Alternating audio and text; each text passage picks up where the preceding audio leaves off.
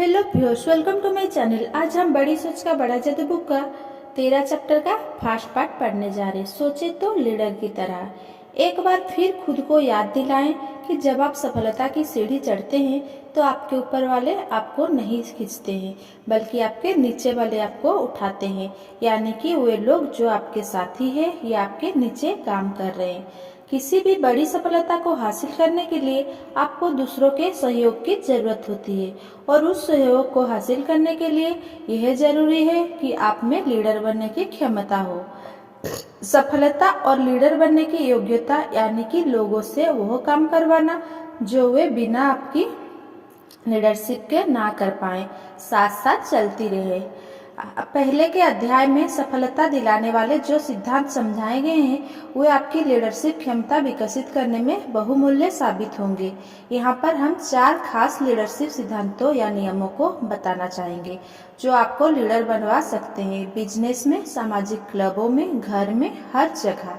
ये 4 लीडरशिप सिद्धांत या नियम है जिन्हें आप प्रभावित करना चाहते हैं उन लोगों के नजरियों से चीजों को देखें। दूसरा, सोचे, इस समस्या से निपटने का मानवीय तरीका क्या है। तीसरा, प्रगति के बारे में सोचें, प्रगति के बारे में विश्वास करें और प्रगति के लिए कोशिश करें। चौथा, अपने आप से बात करने के लिए समय निकालें। अगर आप इस नियमों का पालन करते हैं तो आप निश्चित रूप से सफल होंगे। रोजमर्रा के जीवन में इन नियमों का पालन करने से आपको वह रहस्यमय शक्ति मिल जाती है जिसे लीडरशिप कहा जाता है। आइए देखते हैं कि ऐसा किस तरह होता है। लीडरशिप नियम नंबर 1, जिन्हें आप प्रभावित करना चाहते हैं उन लोगों के नजरियों से चीजों को देखें। जिन्हें आप प्रभावित करना चाहते हैं उन लोगों के दृष्टिकोण या नजरियों से चीजों को देखना वो जादुई तरीका है जिससे आप उनसे अपना मनचाहा काम करवा सकते हैं। अगर आप अपने दोस्त, सहयोगियों, ग्राहकों, कर्मचारियों के नजरियों से देख सके तो आप उनसे जो चाहे करवा सकते हैं। वो कैसे होता है, इन 2 उदाहरणों में देखें। टेड भी एक बड़ी विज्ञापन एजेंसी में टेलीविजन कॉपीराइट और डायरेक्टर था। जब एजेंसी को बच्चों को जूते का विज्ञापन लिखवाना था तो टेड को यह जिम्मेदारी सौंपी गई कि वो जूते का टीवी विज्ञापन तैयार करे। विज्ञापन अभियान के 1 महीने बाद यह समझ में आ गया कि विज्ञापन में कोई खास फायदा नहीं हुआ था। जूतों की बिक्री में कोई खास बढ़ोतरी नहीं हुई थी। जाहिर था कि इसका दोष टीवी विज्ञापन पर मढ़ा जाए, क्योंकि ज्यादातर शहरों में सिर्फ टीवी पर ही विज्ञापन दिए गए थे। टेलीविजन दर्शकों के सर्वे से पता चला कि लगभग 4% दर्शकों की राय में यह बेहतरीन विज्ञापन था। इन 4% दर्शकों का मानना था कि यह उनके देखे गए सबसे अच्छे विज्ञापनों में से एक था। बाकी 96% या तो इस विज्ञापन के बारे में उदासीन थे या फिर उन्हें यह विज्ञापन पसंद नहीं आया था। सैकड़ों बातें कही गई, यह भी इसका कोई विज्ञापन है। ऐसा लग रहा था जैसे सुबह के 3 बजे न्यू अलियंस बैंड बज रहा है। मेरे बच्चों को आमतौर पर टीवी के विज्ञापन पसंद आते हैं, परंतु जब यह जूते वाला विज्ञापन आता है तो वे बाथरूम चले जाते हैं या फ्रिज खोल लेते हैं। मुझे लगता है यह थोड़ा हाई क्लास विज्ञापन है। ऐसा लगता है कि कोई व्यक्ति ज्यादा समझदार बनने की कोशिश कर रहा है। जब इन सभी साक्षात्कारों का विश्लेषण किया गया तो एक दिलचस्प बात पता चली। जिन्हें विज्ञापन बेहद पसंद आया था वे 4% लोग आय, शिक्षा, रुचियों और क्षमताओं में टेड जैसे ही थे। बाकी 96% उससे भिन्न सामाजिक आर्थिक वर्ग के थे। टेड के विज्ञापन, जिनकी लागत लगभग $20,000 थी, इसीलिए असफल हो गए क्योंकि टेड ने सिर्फ अपनी रुचियों के बारे में सोचा था। उसने उसी तरीके से विज्ञापन तैयार किया जिस तरीके से के विज्ञापन वो खुद देखना चाहता था। उसने उस तरीके के विज्ञापन तैयार नहीं किए जिस तरीके के विज्ञापन बहुसंख्यक जनता देखना चाहती है। उसने ऐसे विज्ञापन तैयार किए जो उसे व्यक्तिगत रूप से अच्छे लगते हैं, ऐसे नहीं जो ज्यादातर लोगों को अच्छी लगते हैं। अगर टेड ने दूसरों के नजरियों को समझने की कोशिश की होती, अगर उसने आम जनता की मानसिकता को जानने की कोशिश की होती तो परिणाम कुछ और ही होता। उसे खुद से 2 सवाल पूछना चाहिए थे। अगर मैं किसी बच्चे का पिता होता तो किस तरह के विज्ञापन को देखकर मैं अपने बच्चे के लिए वह जूते खरीदता।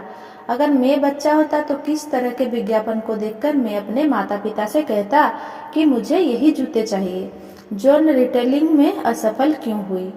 जॉन 24 साल की आकर्षक, उच्च शिक्षित और बुद्धिमान युवती है। कॉलेज से निकलते ही जॉन ने एक डिपार्टमेंट स्टोर में असिस्टेंट बायर की नौकरी कर ली। रेडीमेड कपड़ों के इस डिपार्टमेंट स्टोर में कम कीमत से लेकर मध्यम कीमत का सामान मिलता था। जॉन की सिफारिश चिट्ठियों में उसकी बहुत तारीफ की गई थी। जॉन में महत्वाकांक्षा है, प्रतिभा है, उत्साह है, एक पत्र में लिखा था। वह निश्चित रूप से काफी सफल होगी।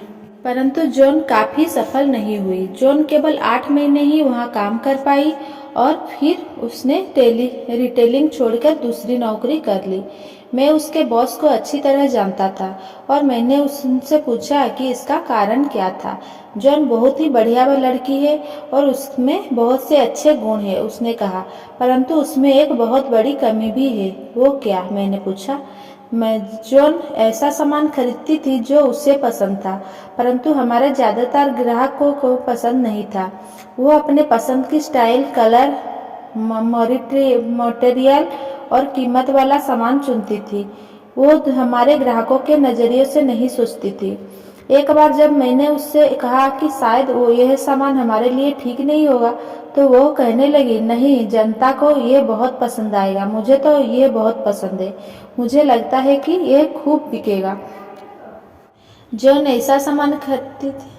जॉन एक समृद्ध परिवार में पली बढ़ी थी। उसे बचपन से क्वालिटी की कद्र करना सिखाया गया था। कीमत का उसके लिए कोई खास महत्व नहीं था। जॉन गरीबी या मध्यवर्गीय लोगों के हिसाब से नहीं सोच पाती थी, जिनके लिए कपड़े खरीदते समय कीमत भी महत्वपूर्ण होती है। इसीलिए जो माल जॉन ने खरीदा उसे जनता ने पसंद नहीं किया। असली बात यह है, दूसरे लोग से अपना मनचाहा काम करवाने के लिए आपको अपने उनके नजरियों से देखना पड़ेगा। जब आप उनके नजरियों से देखते हैं तो आप यह समझ पाएंगे कि किस तरह उन्हें प्रभावित किया जा सकता है। मेरे बहुत ही सफल सेल्समैन मित्र ने मुझे बताया कि वो प्रस्तुति देने से पहले काफी समय तक यह सोचता है कि ग्राहक उसकी प्रस्तुति को किस तरह से लेंगे, उनकी प्रतिक्रिया क्या होगी। अपने श्रोताओं का नजरिया समझने वाला वक्ता ज्यादा रोचक, ज्यादा प्रभावशाली सिद्ध होगा। अपने कर्मचारियों का नजरिया समझने वाला बॉस अपने सुपरवाइजर से ज्यादा अच्छी तरह काम करवा लेगा। एक क्रेडिट एग्जीक्यूटिव ने मुझे बताया कि किस तकनीक से उसे किस तरह फायदा हुआ। जब मैं इस स्टोर में असिस्टेंट क्रेडिट मैनेजर के बतौर आया तो मुझे वसूली का काम सौंपा गया। यह कपड़ों का स्टोर था। यहाँ वसूली के लिए जिस तरह का पत्र लिखाए जाते थे, उन्हें देखकर मुझे हैरानी और निराशा हुई। इनकी भाषा कठोर, अपमानजनक और धमकाने वाली थी। मैंने उन्हें पढ़ा और सोचा, बंधु, अगर कोई मुझे इस तरह की चिट्ठी लिखे तो मैं तो गुस्से से आग बबूला हो जाऊंगा। मैं कभी अपना हिसाब साफ नहीं करूंगा। इसीलिए मैं काम में जुट गया और मैंने अलग तरह के पत्र लिखना शुरू कर दिया। उस तरह के पत्र जो अगर मुझे लिखे जाएं तो मैं अपना हिसाब साफ करने के लिए प्रेरित हो सकूं। इससे बहुत फर्क पड़ा। अपने बिल ने ना चुकाने वाले ग्राहक के नजरियों से देखने से हमारा वसूली अभियान बेहद सफल हुआ और कुछ ही समय में हमने वसूली की कीर्तिमान बना दिया। बहुत से राजनीतिक